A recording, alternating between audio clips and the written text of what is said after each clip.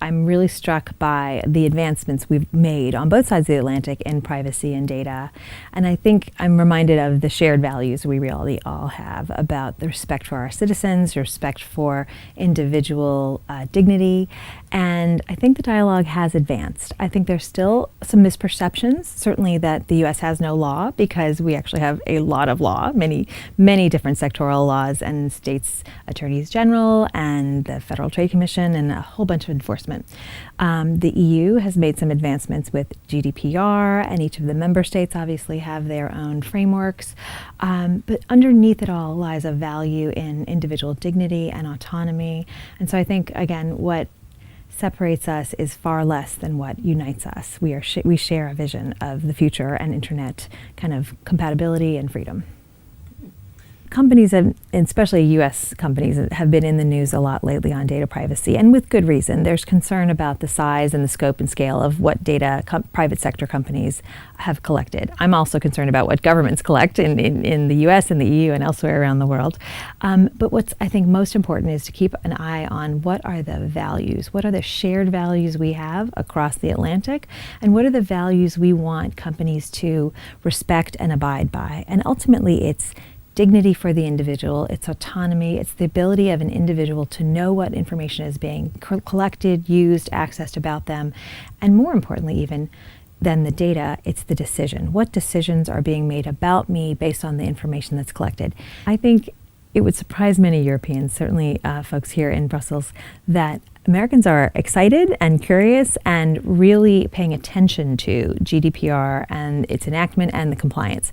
I certainly know that folks in the government are aware of and look forward to the dialogue later in the fall with Privacy Shield and other legal frameworks. But I've seen an incredible amount of attention from US-based companies who are complying, who are building entire departments and really reviewing all of their activities, not only in Europe, but in the US and elsewhere in the world, because I think a lot of companies are going to hold all of their operations to this new standard. So it's really driving change in companies.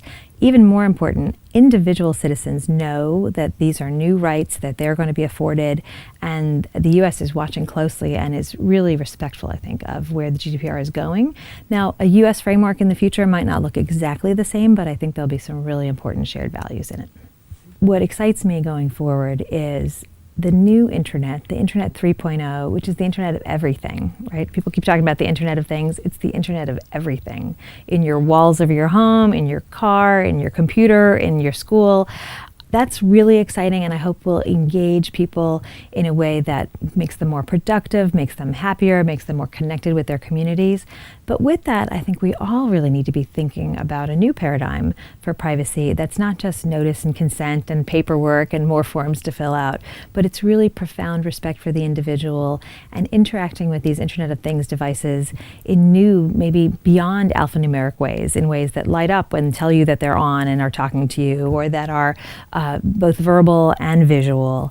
And I think that exciting creative designers and engineers and computer scientists, when pointed in the right direction towards these values of respect and dignity, will get the right answer. And I think the onus is on us who have served in the government or who serve in private sector companies or who are in civil society to encourage that kind of creativity with respect for human dignity at its core.